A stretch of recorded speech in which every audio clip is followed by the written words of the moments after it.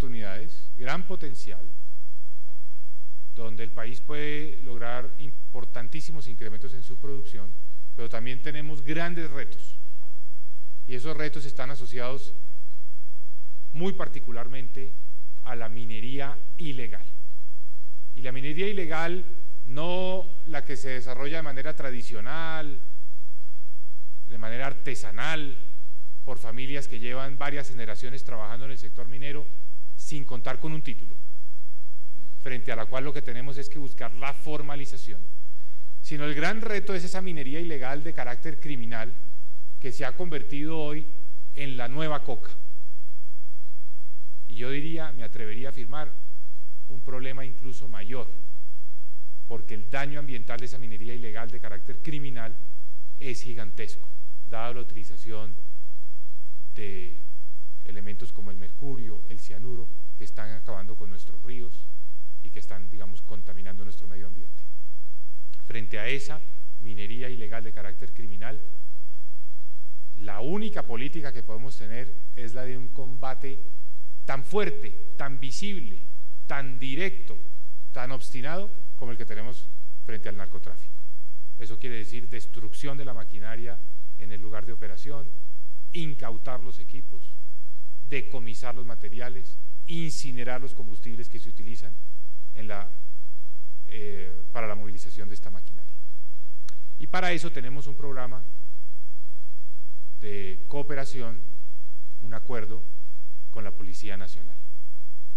Tenemos que mantener esa línea firme de destrucción de la minería ilegal de carácter criminal y todos, digamos, los elementos y las connotaciones asociadas a ella. Y tenderle la mano a ese minero artesanal, tradicional, informal, que ha tratado de hacer las cosas bien, pero que le ha faltado la capacidad económica para modernizarse, para tener equipos que no requieran, por ejemplo, de estos materiales contaminantes, o para obtener un título minero y poder entrar en la legalidad. Frente a ese minero tenemos que ser generosos y tenemos que flexibilizar un poco los criterios de formalización.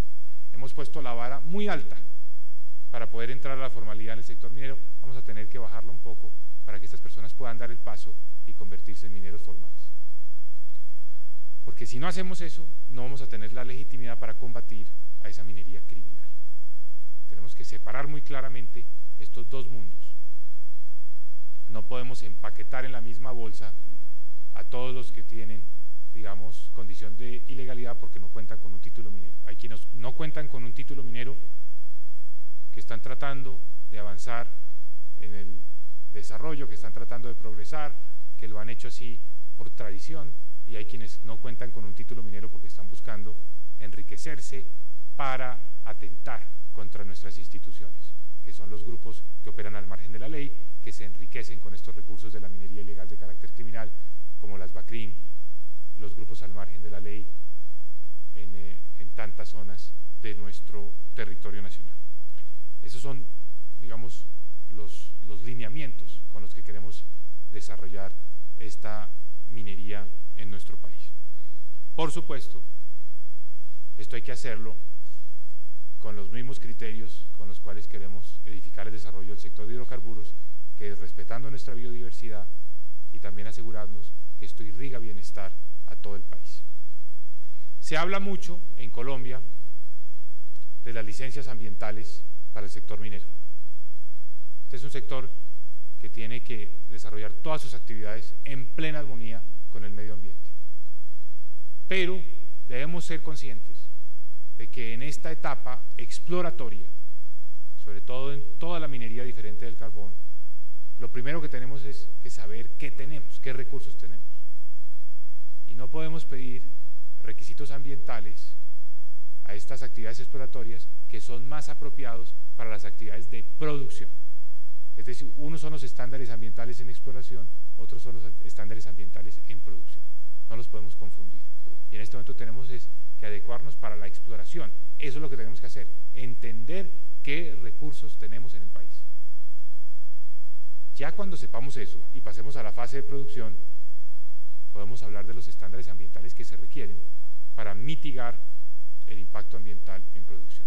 Y yo le he pedido a las empresas mineras que vayan más allá, que no solo mitiguen su impacto ambiental, sino que restauren los daños previos causados por otros, porque en esas zonas ha habido mucha minería informal, minería artesanal e incluso esta minería ilegal de carácter criminal que ha hecho mucho daño.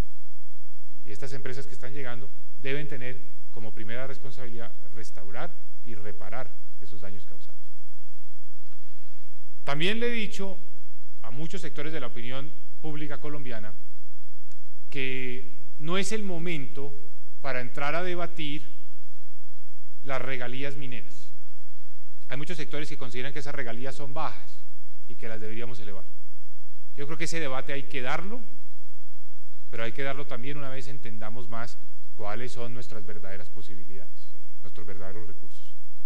Entonces, démosle espacio ahora a la exploración, descubramos cuáles son nuestros verdaderos recursos, cuáles son las reservas mineras que tenemos, y allí podemos hablar más adelante de cuál es el nivel apropiado de regalías en el sector. Esto lo digo porque hay dos proyectos de ley que están circulando en este momento en el Congreso de la República que buscan elevar esas regalías, y yo creo que es un debate que debemos postergar para el próximo año, mientras avanzamos más en esta actividad exploratoria. Entre otras cosas, porque ahora nuestro foco en la actividad en el Congreso es definir las reglas de juego con las cuales se van a asignar los recursos de las regalías, es decir, la distribución de las regalías en los diferentes fondos, los fondos de compensación regional, el Fondo de Desarrollo Regional, el Fondo de Ahorro y el Fondo para la Ciencia y Tecnología. Estamos en pleno ejercicio de discusión en el Congreso de este proyecto de ley, que lo que va a definir es estas reglas de juego, a través de las cuales lo que queremos es que las regalías se irriguen a todo el territorio nacional y no se concentren en muy pocas regiones, en muy pocos municipios, muy pocos departamentos, donde han tenido, digamos, unos malos antecedentes en términos de su utilización. Entonces estamos trabajando en ese ejercicio. Y termino diciendo que un componente muy importante de este ejercicio de repartición, de distribución de regalías, está asociado a la necesidad de ahorrar. Esta bonanza minero-energética, este auge minero-energético, este gran potencial minero-energético, lo debemos aprovechar no solo para darle más bienestar a toda la población colombiana, a través de la gran cantidad de programas del Estado colombiano, sino también tenemos que aprovecharlo para dejarle unas mejores condiciones a nuestros hijos y nietos, y eso significa ahorro. El ejemplo que estamos siguiendo es el ejemplo de los países que a partir de los sectores minero-energético han avanzado en su desarrollo muy aceleradamente, y en particular tenemos dos referentes, uno en el contexto latinoamericano que es Chile y otro en el contexto europeo que es Noruega. ¿Y cuál ha sido el elemento esencial de esos casos de éxito? El que buena parte de estos recursos se ahorren para darle más bienestar a las generaciones futuras, es decir, que nuestros hijos y nietos tengan como punto de partida unos recursos que dan unos rendimientos que aportan a su ingreso futuro, que aportan a su calidad de vida. No lo vamos a gastar todo en esta generación. Entonces, de estos recursos del Sistema General de Regalías, un 40% van a ser ahorrados, un 10% para la atención de pensiones futuras de los trabajadores de los entes territoriales a través del FOMPET, y un 30% que como máximo va a alimentar el Fondo de Ahorro y Estabilización Petrolera. Ese criterio de ahorro es fundamental, porque este auge, esta bonanza es muy real, pero tenemos siempre incertidumbre con respecto al futuro, de qué va a pasar más adelante con los precios de los productos básicos, de si logramos mantener unos niveles de producciones altos en el país. Todas esas respuestas nos las dará el tiempo. Por ahora lo que nos corresponde es ser prudentes y pensar que esta es una bonanza que no va a permanecer indefinidamente, y por lo tanto tenemos que ahorrar una parte importante de ella para que se beneficien nuestros hijos y nuestros nietos. Es con esos criterios que estamos orientando este sector. Entonces, yo termino acá esta introducción, vamos a darle paso a las presentaciones específicas individuales de cada subsector. encabeza a los responsables. Y yo simplemente concluyo diciendo que como colombiano me siento muy honrado de estar liderando este sector. Estoy comprometido a fondo con el éxito de este sector. Es nuestra obsesión hacerlo bien, acertar. Estamos aplicando lo mejor de nosotros, todos los que trabajamos en este equipo, para hacerlo bien. Y un elemento fundamental para hacerlo bien es tener este control, el control de la ciudadanía, el control que surge de esa transparencia, de contarle al país todo, de que el país esté plenamente informado, de que cualquier decisión que tomemos no sea inconsulta, sino que sea una decisión abierta. Y me siento muy honrado también de estar liderando no solo este extraordinario sector, sino de estar liderando un equipo de grandes colaboradores, personas, insisto, especializadas, conocedoras de sus temas, bien formados, que se esfuerzan en ese mismo propósito de trabajar y de acertar por el beneficio de nuestro país. De manera que gracias a todo ese equipo, gracias a todas las personas que le dedican tanto tiempo a este sector. Aquí es un sector de trabajo de grandes y largas jornadas, donde complementamos nuestro trabajo en Bogotá de lunes a viernes, con trabajo en las regiones, visitando los proyectos, en los fines de semana, conociendo las operaciones, conociendo los problemas de las comunidades que están alrededor de estas operaciones, y tratando de que esta locomotora sea una locomotora que irrigue mucho bienestar a toda la sociedad colombiana. Muchas gracias.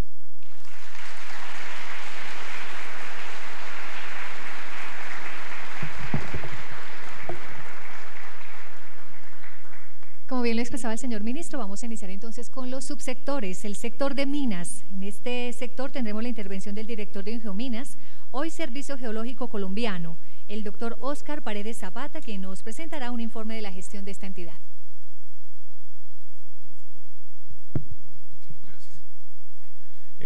Muy buenos días. La presentación correspondiente a la rendición de cuentas del día de hoy abarca el periodo, como lo señalaba el señor ministro, agosto del año 2010 a agosto del año 2011. Es por esta razón que vamos a referirnos y a presentarla como Ingeominas, no obstante que desde el 3 de noviembre, en la reforma institucional adelantada por el Gobierno Nacional, hoy en día Ingeominas se transformó en el Servicio Geológico Colombiano. Es decir, la rendición de cuentas corresponde al periodo en que funcionó como institucionalidad Ingeominas.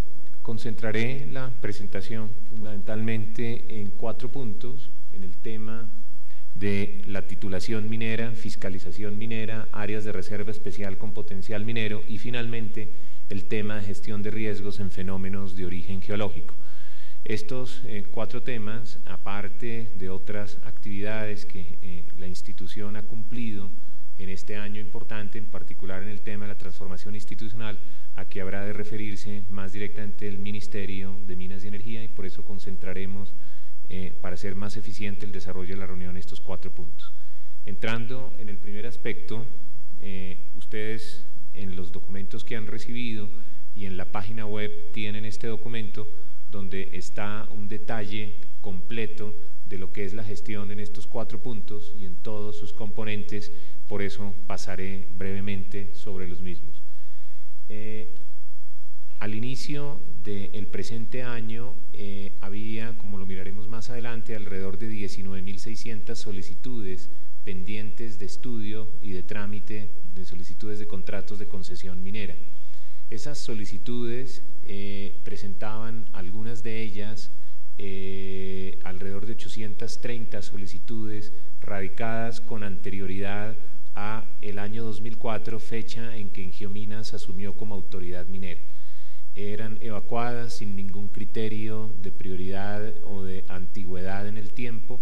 Desconozco, un año después de estar al frente de este proceso, poco menos de un año, cuáles eran los criterios con los cuales se tramitaban determinadas solicitudes en unos tiempos récord. la plataforma sobre la cual viene manejando el instituto el desarrollo de